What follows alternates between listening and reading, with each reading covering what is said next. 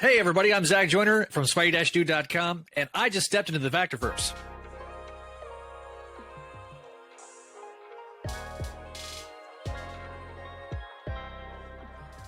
I am Vactor, and this is the Vactor-Verse. Today on the show, I have a very special guest. You know, I'm sensing a theme on my show. I'm having on creators that do multiple podcasts. That's something that I've noticed on a few of my guests. So I'm very pleased today to have Mr. Zach Joyner all the way from the Spidey-Dude Radio Network. And I was going to list off the 1,000 podcasts that he's on, but I think Zach will do a better job. So Zach, thank you very much for joining us on the Vactor-Verse today, first and foremost. Well, it's a pleasure to be here. I'm excited. I've been looking forward to this one. Yeah. So. And like I said, I want you to let our audience know a little bit more about the Spidey-Dude Radio Network. How many shows are you doing over there? I think we counted the other day. It was 8 or 7. Ooh, yeah. So there's 7 shows.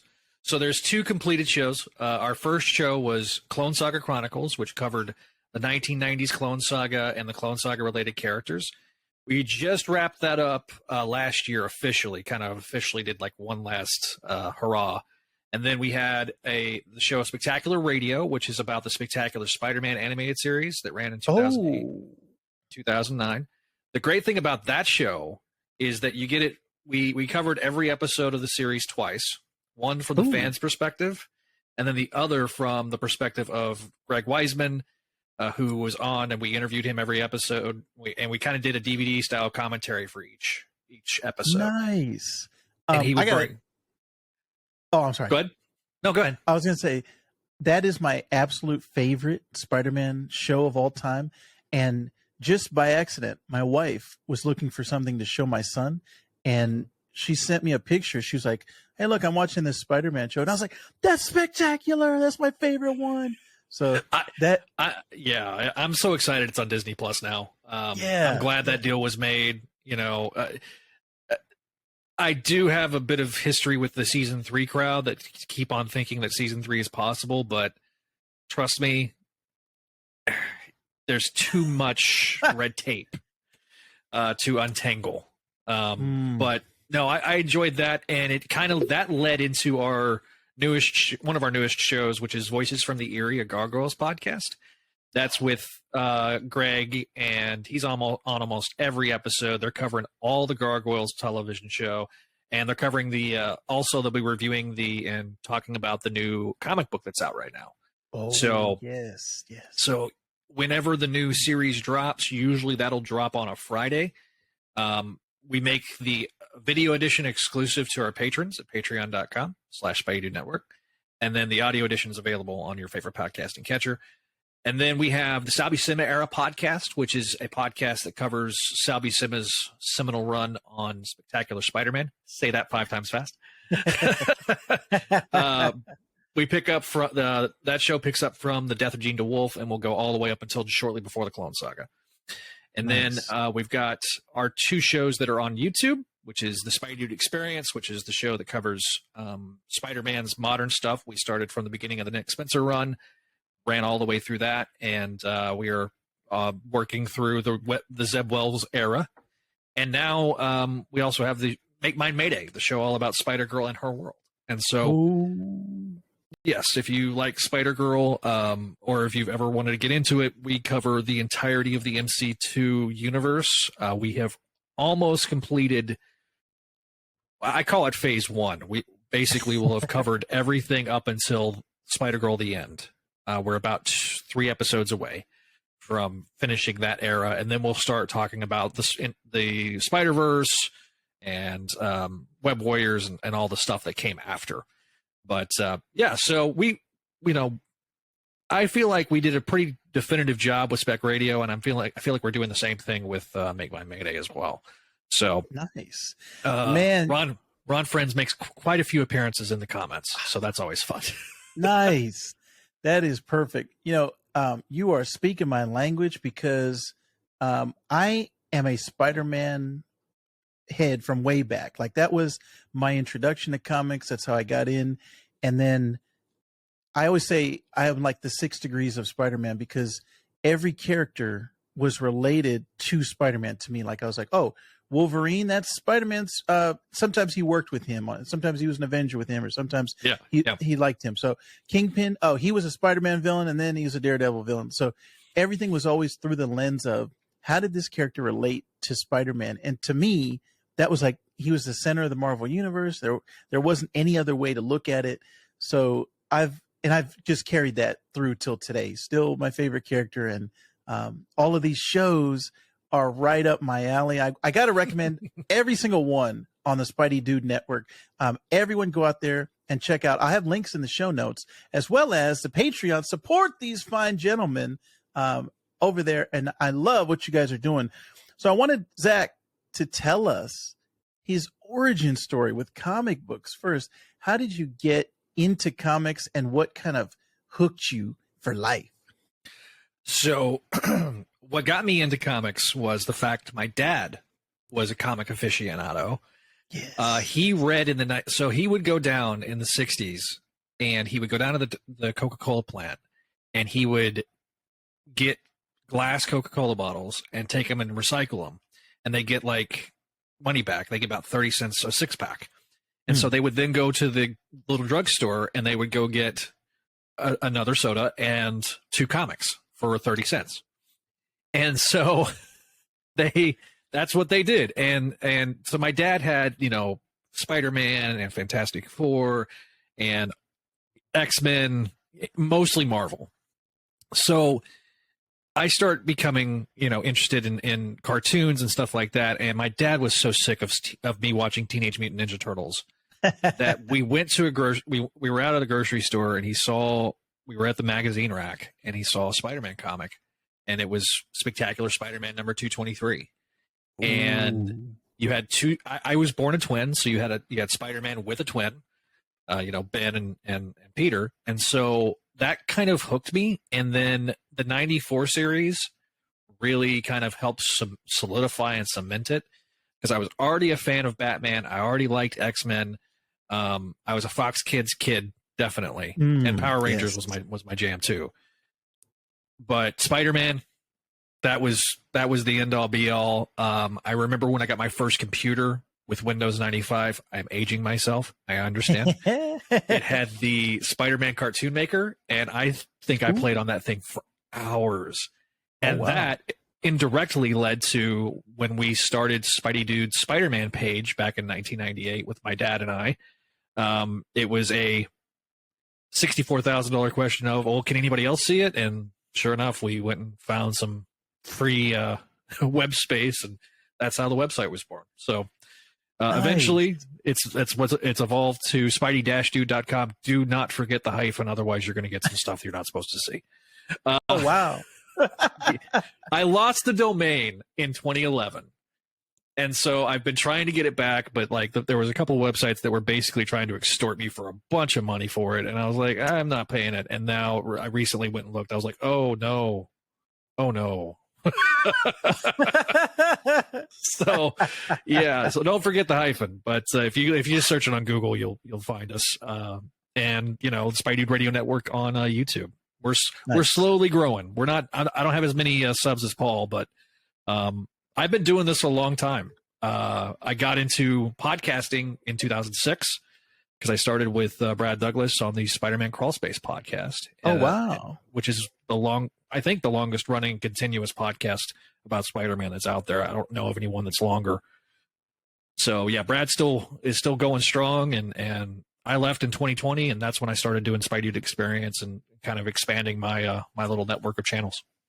Nice. So man, you're I think you're my long lost twin. You're my multiversal brother, because I think we grew up around the same time. I was into all of those things you're talking about. Man, I would say the only difference was right when that 94 series was coming out. My dad was in the Air Force, so we were moving all around. We moved overseas, and I couldn't get it. So I was like, I had watched the X-Men show, and then, as I said, Spider-Man was my favorite character. So when the Spider-Man show was coming out, I was so excited. And then we move, and this is before the internet, before streaming stuff. So I couldn't get it. So I was like, no. Eventually, when I came back, I watched the whole series, but I was at that time heartbroken that I couldn't get my my Spider-Man. The best part about that is if you missed the episode, the new episodes, they constantly played those on weekday afternoons, and so everybody saw that in Power Rangers. And yes. And that's, I mean, between that and the toys, I was a huge fan of the toys. Oh yeah. I mean, I even got the retro carded Marvel Legends right above my head. Ooh. I don't have all of them. I have most of them, but I don't have all of them. But yeah, so like that to me, you know, that 94 series, I joke about John Semper because he always tries to take credit for things that I'm like, did you though? But I mean, without that series, I mean, truth be told, half of the panel on Clone Saga Chronicles wouldn't have been fans. I mean, if you listen to the intro theme, it was a mixture of the Top Gun instrumental theme, the guitar theme, and clips from the 90s show. That was our intro song. Oh man. So you know, it's one of those things where that show is very of its time. So there's probably some references that would, you know, be frowned upon probably today, but it, you know, it's, yeah, I have had a blast. We started that in 2009. You know, the running joke was that we took a lot longer to cover the series than how long the series is. And then you hear my dog barking in the background because, you know, he has to chime in as well. Yeah. So another Spider fan. Oh yeah. Yeah, he's such a Spider fan. He ate my jackal. So, oh, yeah, it got knocked in the floor, and I did. Yeah, and it got chewed up. I was like, oh man. So now I got to go. I got to go clone another one. So, well, at least he was going after the villains and not the heroes. Right. No, exactly. I actually was just. This is a coincidence. I didn't know we were going to be talking necessarily the 94 series, but the latest episode of the Marvel Voices podcast, they interviewed John Semper, and he was talking about his journey with the animated series and all through animation and stuff. But they were talking about, you know, how influential that 94 series was. And I hadn't really thought about it that much recently. It wasn't, you know, back when it came out, I was thinking about it a lot, but recently I've thought about the X-Men show a lot, and I thought about because actually I've had a lot of guests come on and say that the X-Men show was what got them into comics. That was their gateway drug. Yeah. But the 94, I don't think should be slept on. The Spider-Man 94 series is hugely influential, and there's so many people that I think like ourselves that got into it, and it left a mark on us, you know, on our comic psyches. So because it's funny, people don't think about that 94 series, but it also tied into the Iron Man and Fantastic Four syndicated shows that were a part of the Marvel Action Hour.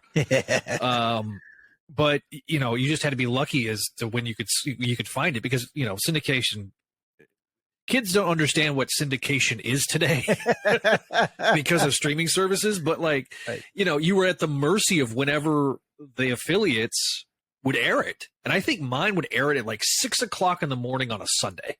Oh, wow. So it's like, you know, you were missing out. I you know, some of those, I don't think those are as good as the X-Men and the Spider-Man series were, but I mean, if you want to understand the lore, especially like with the later stuff, because Iron Man guest starred on the 94 series, Fantastic Four were part of Secret Wars, X-Men had that big mutant agenda crossover, you know, even Storm, only Storm, because she was the only one available because everybody else was stuck in Canada. So that's why she's the only one that appears in Secret Wars. But you know, I mean, you got things like Secret Wars. You got you know, the crossover with the Captain America and the Six Forgotten Warriors stuff. I mean, that stuff, you know, you wouldn't have been exposed to without that 94 series for a lot of people. And so, you know, it is very influential. I will never deny its influence, because I mean, it kind of gave a semi blueprint for what the MCU becomes, right? With the interconnected heroes and stuff. And so, and Avi Arad, good, bad, or indifferent, was heavily involved with that stuff. And I just recently, I don't know if you've seen this book yet, but Sean O'Connell, who is the editor of Cinema Blend, he just done a book about Spider-Man's journey to get to the big screen, and it goes through, in pretty explicit detail how long it took to get to the screen, because I think most people don't understand that it took a long time for Spider-Man to become a movie star, so to speak, and how Stan was really trying very hard to get Spider-Man on the big screen. And it's funny because I was just reading Marvel Team Up on Marvel Unlimited. Ooh. And the first couple of issues, and I think it was like issue 4, they had the box, and Stan's like, "Oh, I just moved out to Hollywood to try to drum up more business." And I'm like, none of the things you're talking about ever happened. And until 2000, none of it was true. We got this and this and this in development, but they never went beyond it. Yeah, that is a very interesting story. And I remember as a kid, like waiting, and once the X-Men movie came out, it was like, oh, okay, the floodgates are open. We're going to get Spider-Man, right? And that actually is what brought me back to comics, because there was a period where I was kind of out of comics and, oh, yeah, that's for kids, whatever. But it was the Tobey Maguire Spider-Man movie that I said I should check out what's going on with Spider-Man right now. So that pulled me back into the comic world. And then Ultimate Spider-Man is what solidified. I was like, oh, okay, I'm here to stay now. So all of those things, like I said, tied to Spider-Man. Yeah, the purists in me, I have some friends who are much older than me, and they're always like, "Oh, Ultimate Spider-Man is a fake Spider." I'm like, but yes, it's not the 616, of course, but because I honestly think because you brought in a Mark Bagley, who was so revered with Spider-Man fans, even the lap Spider-Man fans can sit there and look at that and go, "Oh God, this artwork's gorgeous." Yes. It's much better binged. Like if you're reading it on Marvel Unlimited, it reads far better than it did when you were getting the individual issues, because it was a very quick read otherwise. But when you read it in either in trade or on online, it's a good fun alternate universe story. Look, one of my worst takes, and I freely admit this, I said, "Oh, Miles Morales is not going to do it's not going to be a thing. He's not going to do." Dude, I was wrong.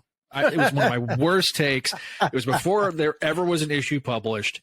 I was pleasantly surprised how much I liked Bendis's run with Miles, and for the most part, I've read his stuff ever since. Ahmed's stuff, the most recent, not this current volume, but the last volume, his stuff kind of left me cold. Not gonna lie, but I still read it. But Cody Ziegler is doing great work on him now, and I'm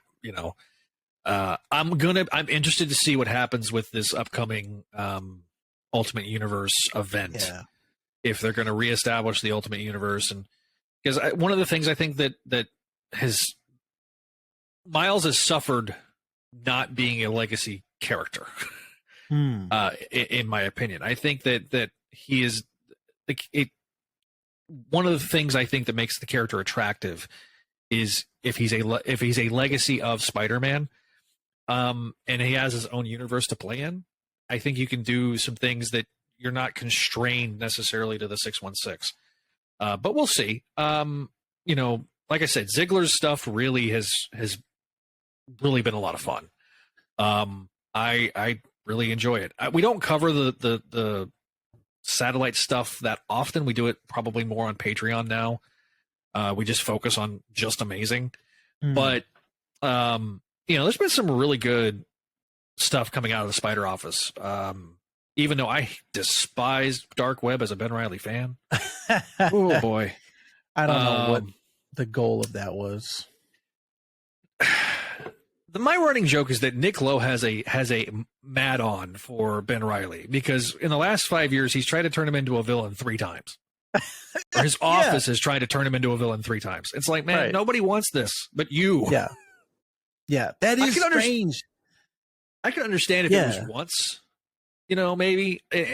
And it's I think they're trying to tell this redemption story, which, okay, fine. I'm okay with it, a redemption story.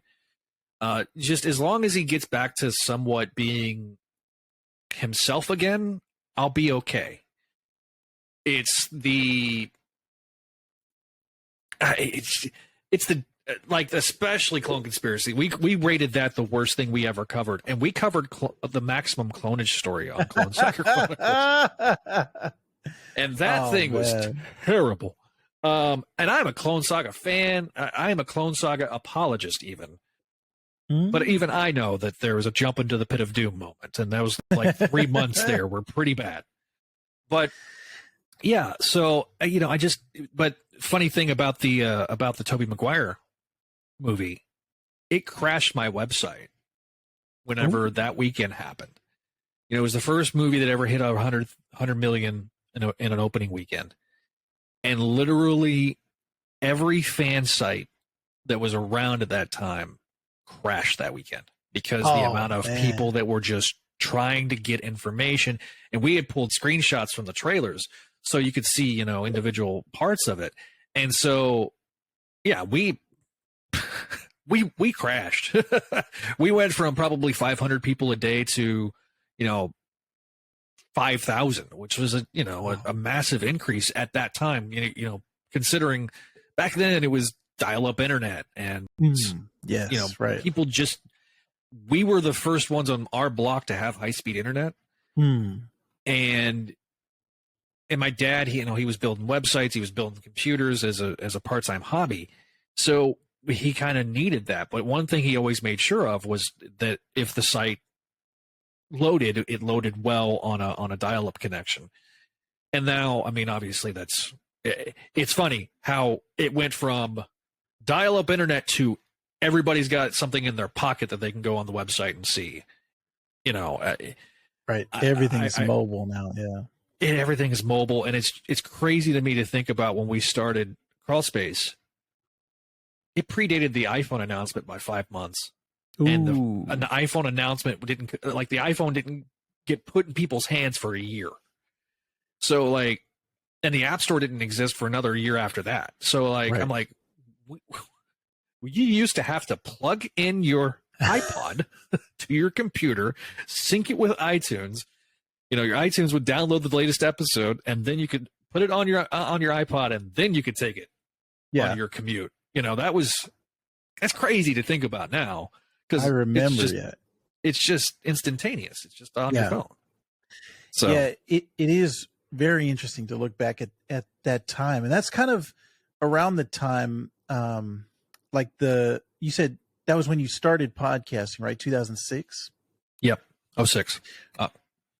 What was kind of your early experience with podcasting? And now we look at almost 20 years later, the podcasting streaming world is completely different now. But what was your early experience with podcasting? I'm just curious.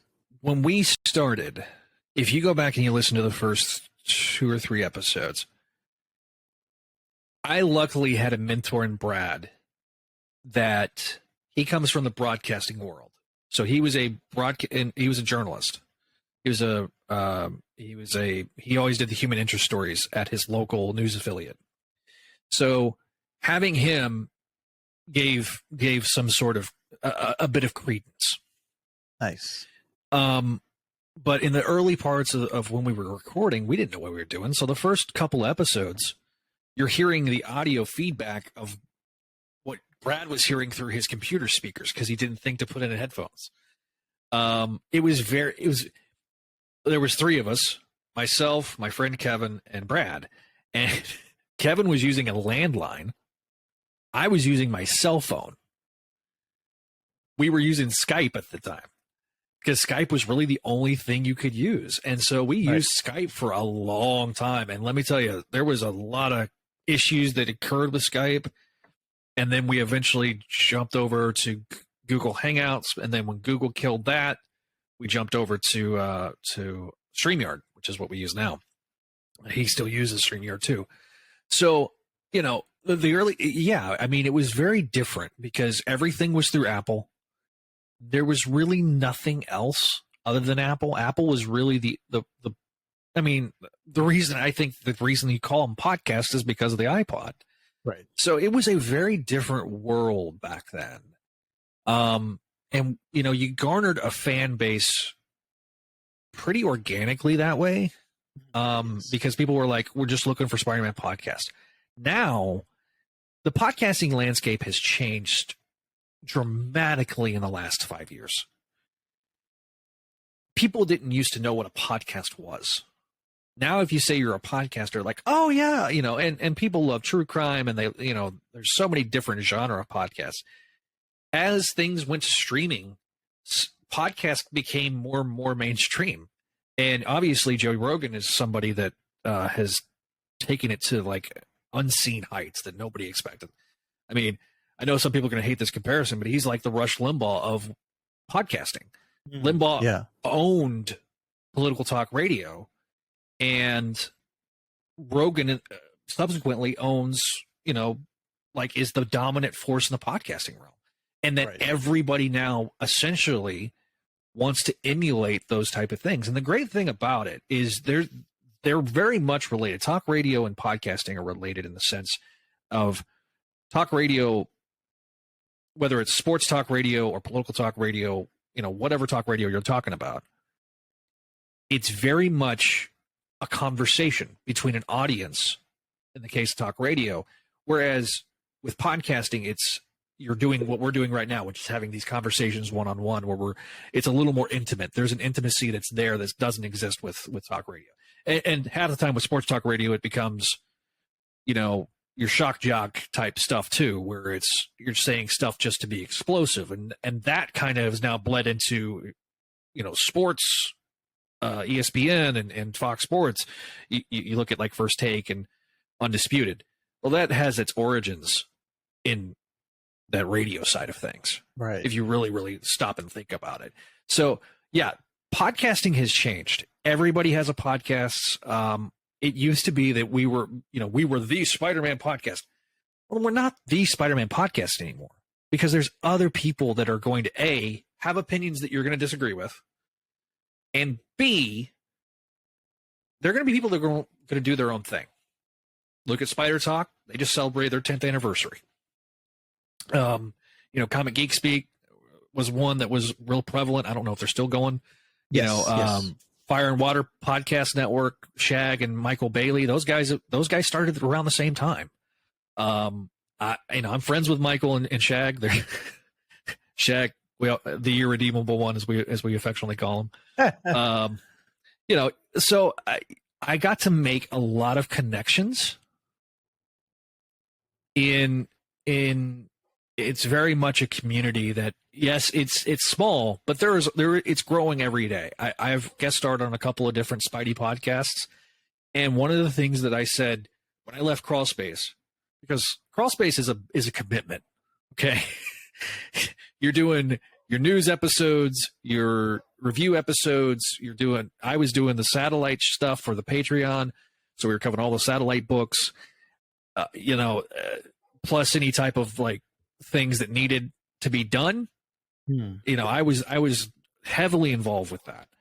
But when I left, I said one of the things I wanted to do is I want to do more outreach. I want to do more episodes where I go on somebody's podcast and just converse, because we are a community. There was highs and lows with Marvel. There was times Marvel liked us. There was times Marvel didn't like us. One of my favorite bits, and it was on our 6th episode, and we couldn't. None of us would ever have guessed that it went this way. We accidentally inspired an issue of Spider-Man, and specifically me. So we were interviewing Peter David. Peter David was writing Friendly Neighborhood Spider-Man at the time. This was around the time of the unmasking. So Peter Parker was unmasked. And in J. Michael Straczynski's Amazing Spider-Man, there was a panel where he gets served with a lawsuit from Jonah for fraud.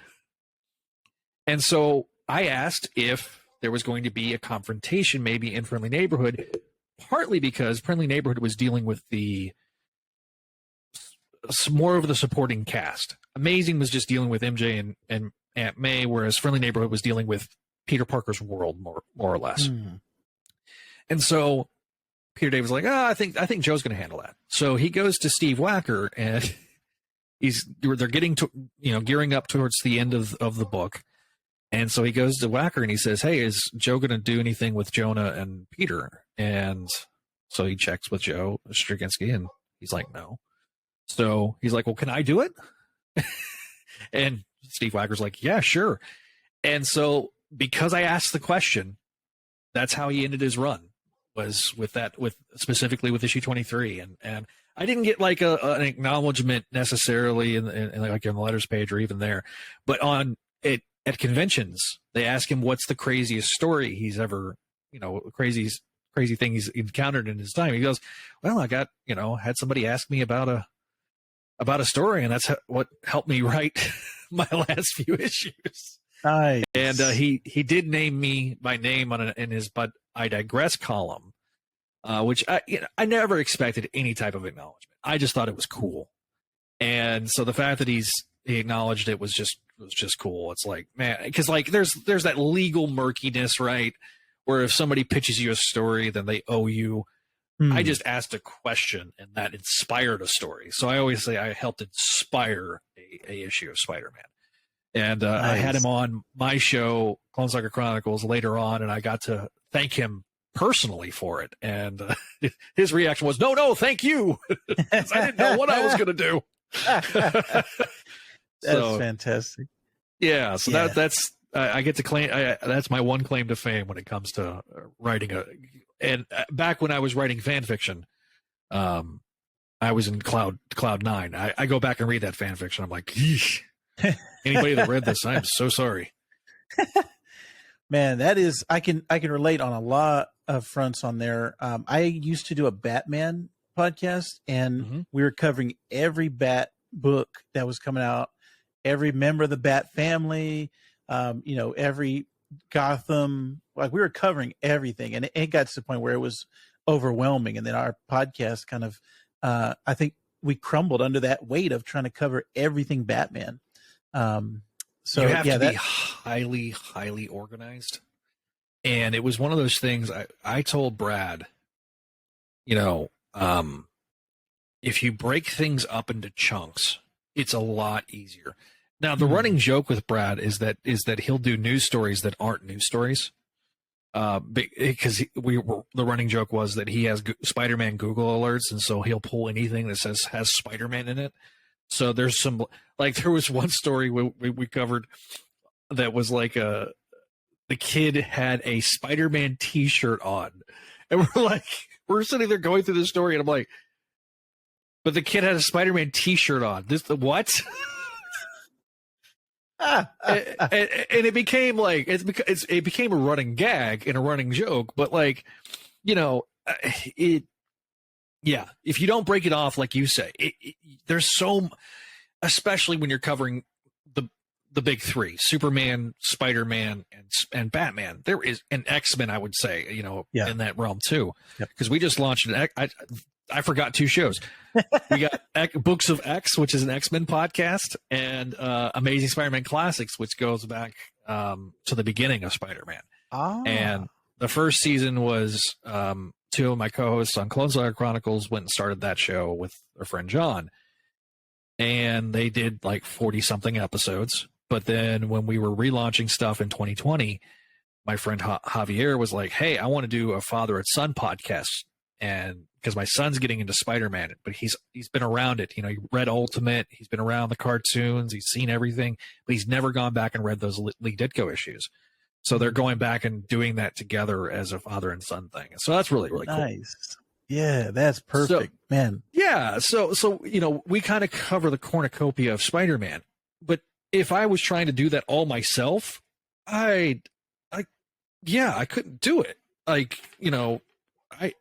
Several of these shows I let other people host because I'm like, these are your babies, I look at myself as the distributor and less as the person that has to be in charge. Like, there's certain standards that I have, like when it comes to the graphic stuff, but and like the posts themselves. But other than that, when it comes to the content of what's on the shows, as long as it's not something that's going to cause people to riot, I don't care. But just don't be a jerk and be respectful. That's common decency, I would think. But right.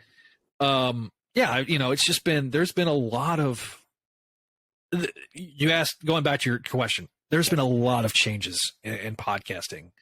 The technology has evolved. I mean, what we're using right now, I've never used Riverside, so this is really cool for me to see. I use StreamYard, and from where StreamYard started to what StreamYard is now, I mean, it's evolved quite a bit. And they use Zoom on Voices from the Yuri because Greg Wiseman this is not me being derogatory. He's a Luddite. And so getting him to adopt new technology he's not interested. But he had to adopt new technology because of COVID. And so they're using Zoom to record the video podcasts. And it's been a really a big treat. He has the fanciest office I've ever seen. It's the nicest office. I was like, man, it's like that. Think of like a paneled study that you see, in movies. It's kind of like that. I'm like, man, Greg, you got a really nice setup there. And he goes, why is everybody commenting on my setup? I'm like, because it's really nice. We're all jealous. We all of us secretly wanted to be Belle and have, the library like in the Beast Castle. Right. Yeah.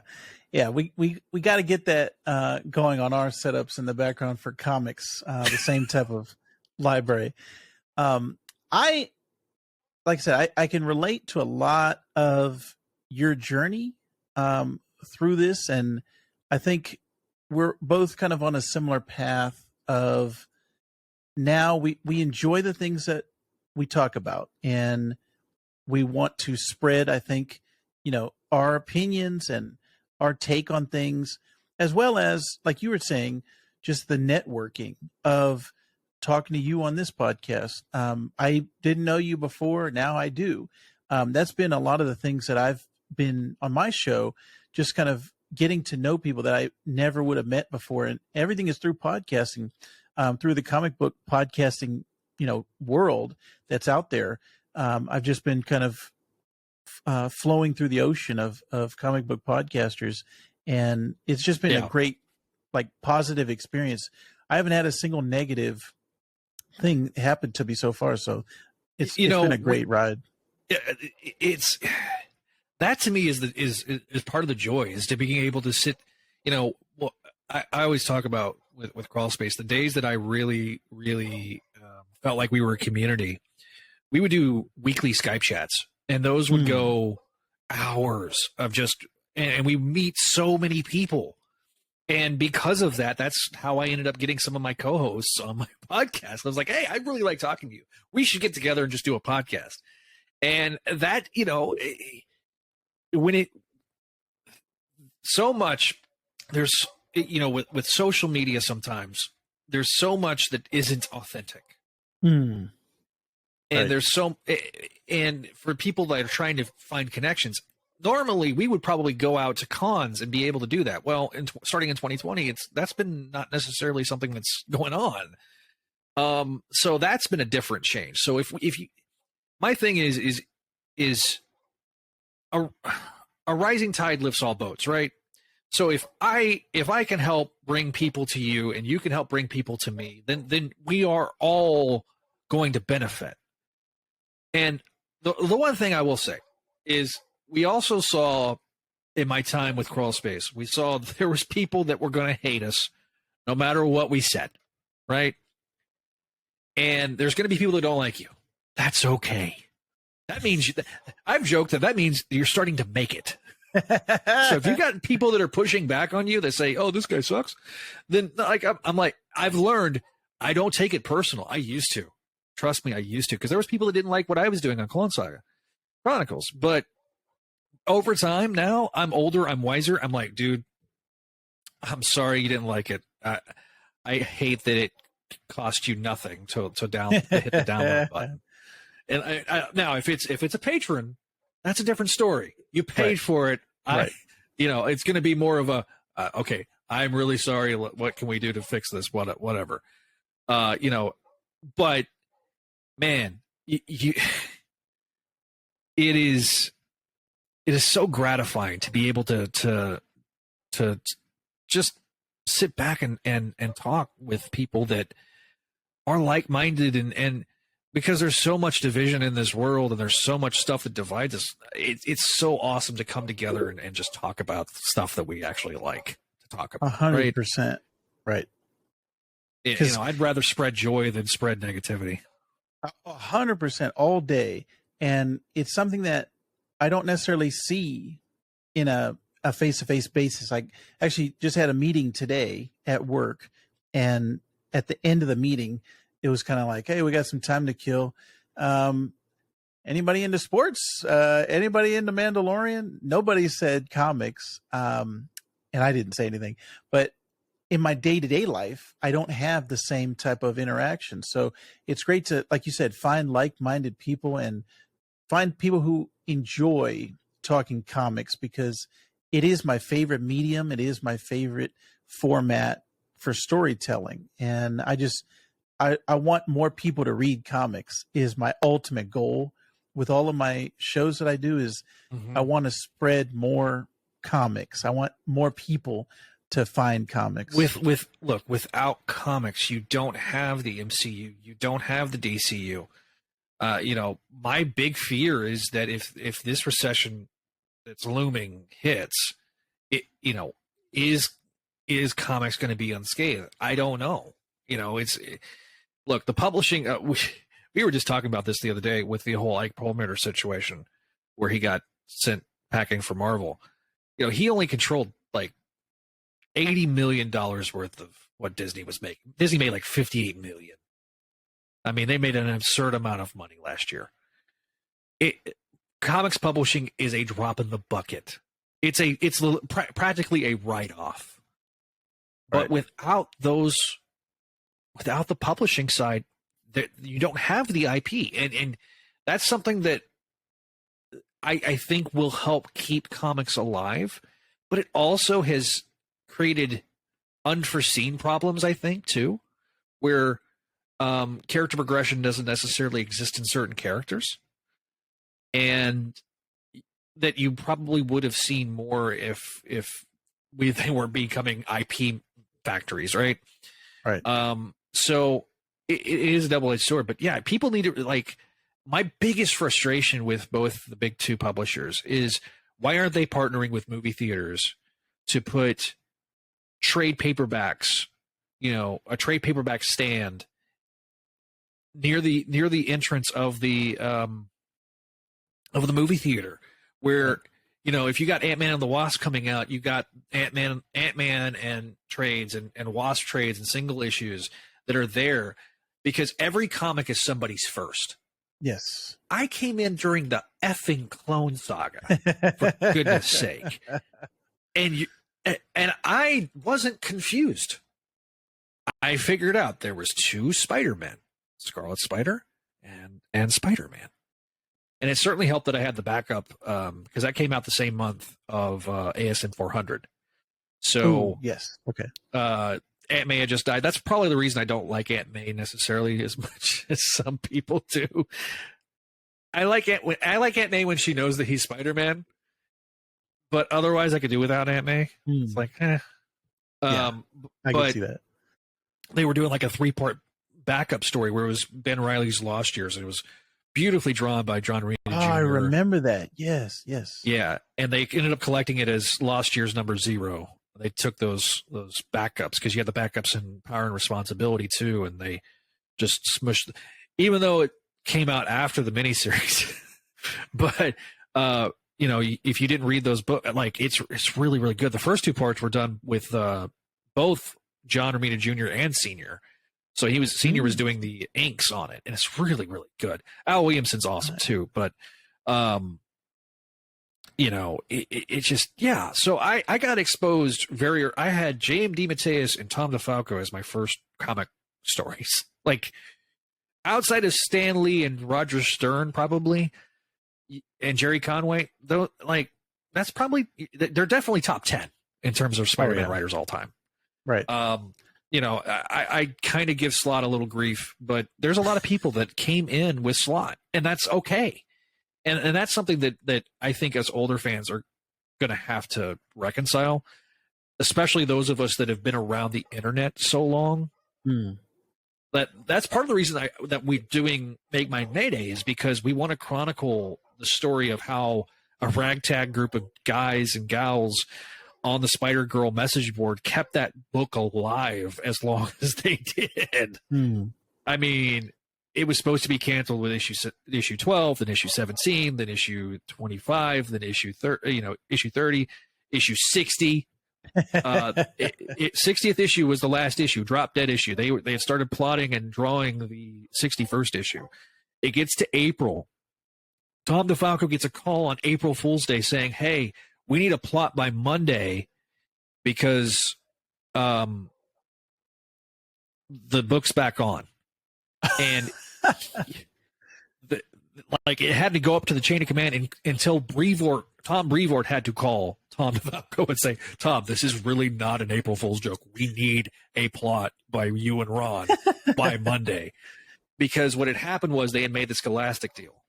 And since the Scholastic book deal was made and they included Spider-Girl in it, they needed to continue to have a production of issues. Oh, wow. And so it helped save the title. And, the thing is with the direct market, you have this big bump and then it just this gradual decreasing amount of returns. With Spider-Girl, that was never the case. It was just this steady amount of this passionate, loyal fan base. It was always on the verge of cancellation. Always. Oh, wow. And it would go up. Every time there was a cancellation threat, it would go up because we would, I helped contribute to this, so I'm partially responsible. We bought an ad in previews promoting the book. Oh, wow. Spent the $300. Tom DeFalco was so furious at us. He's like, "What are you doing? Don't spend your money on that." But I mean, so talking and telling those stories, because those are all lost now to the internet ether without the podcast to kind of chronicle that and talk about that and talk to the guys that were involved, you wouldn't have known, because there's a lot of people that are discovering Spider-Girl because, they get Marvel Unlimited or they see, cosplayers that are cosplaying as the character, and they're like, "Oh, there's a Spider-Girl." Oh, so there's a lot of people that go back and they go read those books. But they don't know the story of how that book was supposed to die so many times. That was literally the little engine that could. And so that's why, I was so lucky to be a part of that. But I was a teenager, I was sitting there throwing my $20 in, and they're like, "Oh yeah," and then freaking, yeah, that we made homemade flyers that we would put at comic shops to, promote it, and then the sales would go up, and then the bean counters are like, "This is supposed to be canceled, but we,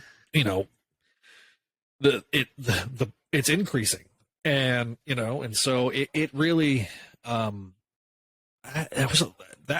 was when the internet was fun.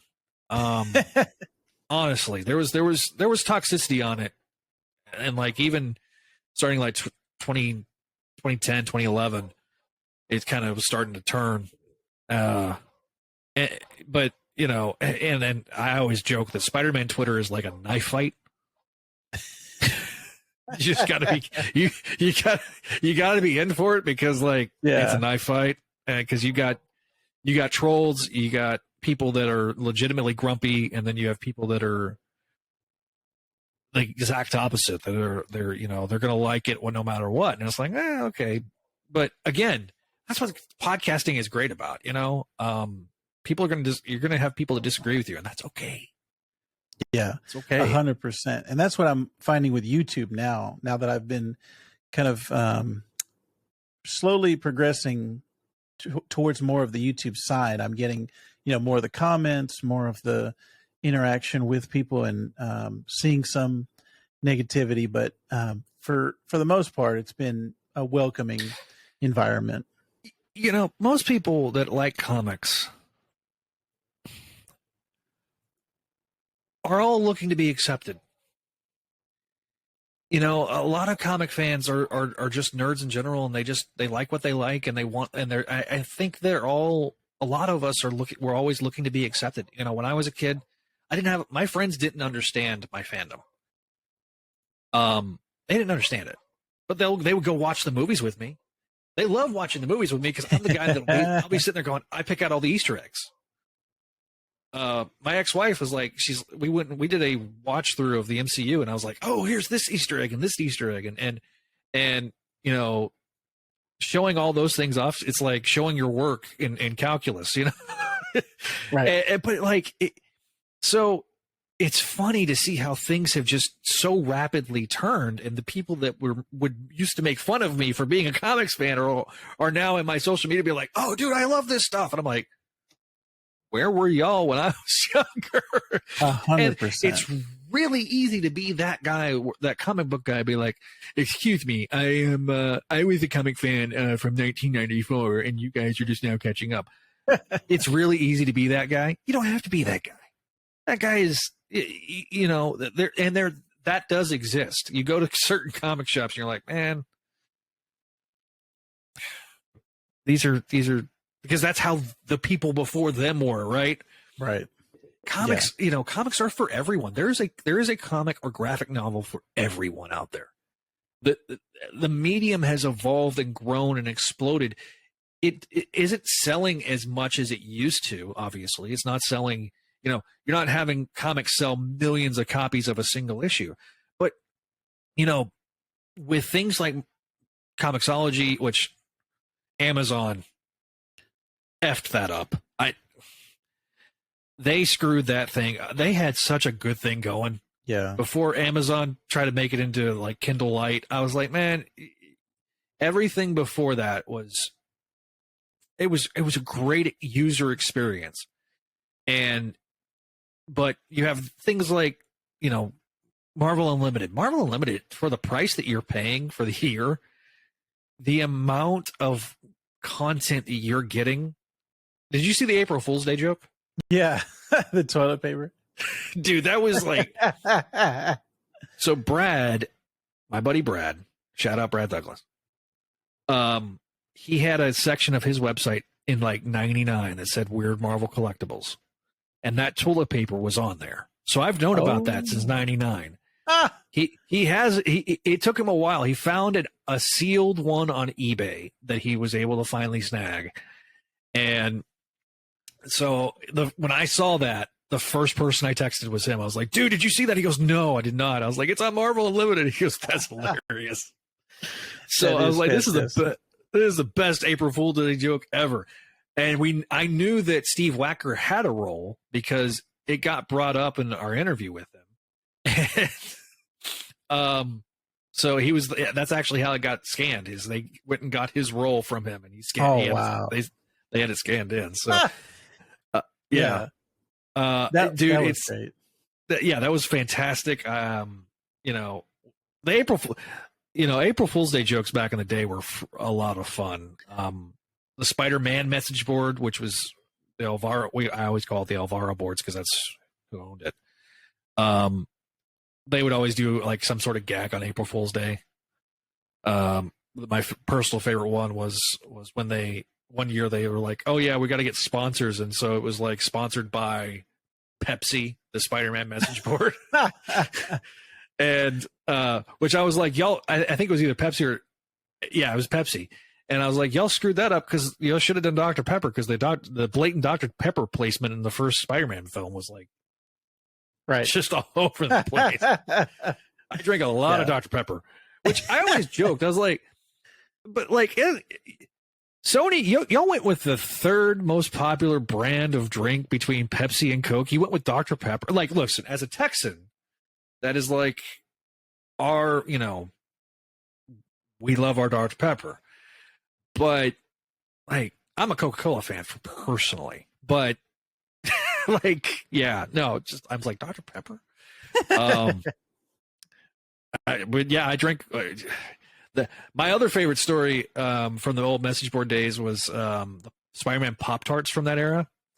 They used to have, like, you get 3 different codes to unlock this Flash-based mini game.